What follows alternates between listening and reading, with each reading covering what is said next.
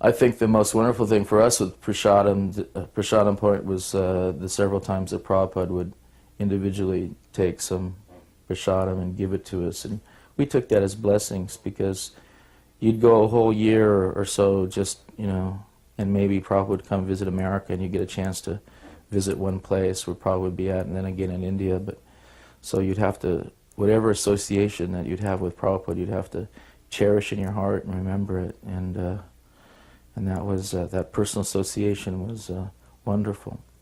But you'd also feel Prabhupada so strongly in your service that we would be knocking on doors and we wouldn't know what to say, and we'd just be praying to Krishna and Prabhupada, and then you'd feel Prabhupada's, strength within you. Somehow or other these things were happening in most amazing situations, and that Prabhupada was there, so you would feel that spiritual life is real, the association and surrender to the spiritual master is real, is necessary.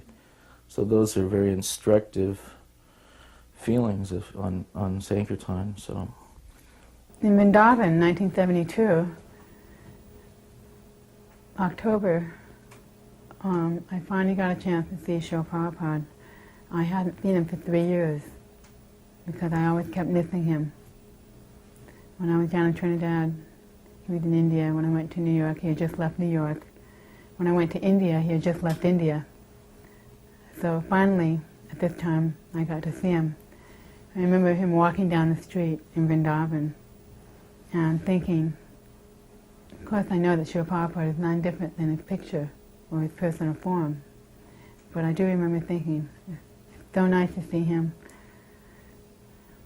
And we had a big reception at the Radha Damodar temple, and Prabhupada said, this reception, he said, it is not for me, it is for my foreign boys and girls. And he was encouraging us this way. He said, these young boys and girls are helping me. Then he said, sorry dear? He said, she is helping me. And then he said, where's your husband? And I said, he's right here, Srila Prabhupada. And he said, why are you so skinny? I said, well, he just got out of a jaundice. And then Srila Prabhupada said what he should do to help his jaundice. Take some rock candy and put it in a glass of water, and first thing in the morning drink it, and to boil green papaya.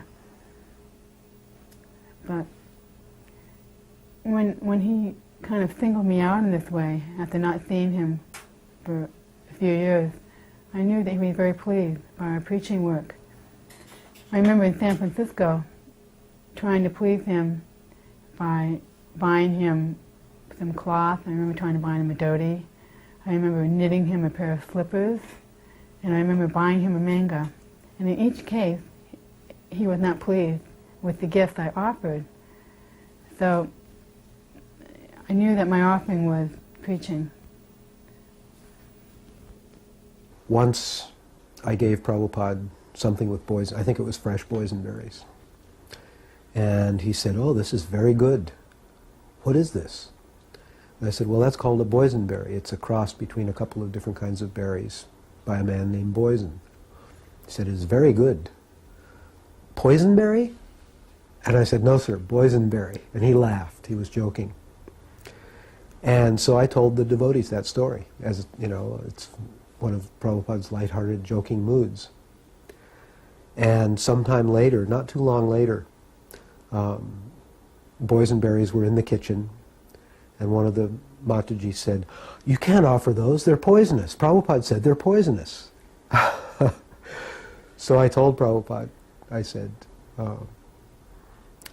you had joked with me about boysenberries and poisonberries, and now the story is out that boysenberries are poisonous. And he laughed. He said, everyone is saying Prabhupada has said this and Prabhupada has said that when I've never said. He said, believe what you hear in my books and what you hear me speak, and take everything else with a grain of salt. Another example of that was in Bombay. There's the chickpeas. How many chickpeas can we eat? So I was carrying Prabhupada's plate through the prasadam room of devotees. The devotees were at one end of the building and Prabhupada's room was at the other end. So I was taking his plate through, and I heard someone say, well, you can only serve 7 chickpeas. Prabhupada told us that in New York. And somebody said, no, it's 11. I heard it in Los Angeles. Somebody else said, no, it's 21. He told us that. So I went into Prabhupada's room and I gave him his plate and I said, Srila Prabhupada, there's a controversy going on about how many chickpeas we can eat. Somebody's saying 7, someone has said 11, someone has said 21. And he gave the same answer. He said, everyone is quoting this and that and this and that. He said, again, believe what you hear from me directly and what you hear in my books. And as far as chickpeas are concerned, eat as many as you can digest. And I remember Prabhupada also took Ayurvedic medicine. He said once, the 3 things that keep me healthy are my morning walk, my massage, and the Ayurvedic medicines. So he would take every other morning he would take preparation of a big black cardamom seed pounded up in the mortar and pestle, and then 1 little pill of Jogendra Ras, which was a heart medicine made of pearls and coral and other things. I would pound up the cardamom seed, and then I would mix in the Jogendra Ras, and then a 1/4 teaspoon of honey, mix that together, and water. And it was a boat-shaped mortar, so I would just grind it up in there, and then he would drink it out of the... So one morning, I had extra honey on the teaspoon, so I put in about a 1/2 teaspoon of honey. And I thought, well, it'll just be sweeter, and, maybe Prabhupada will like it. So I took it in, and he drank it. About 5 minutes later, he rang his bell, and I came in, and he said, how much honey did you put in the medicine? And I said, well, I had a little extra on the spoon, so it's about a 1/2 teaspoon. He said, keep it at a 1/4. He said, I'm intoxicated.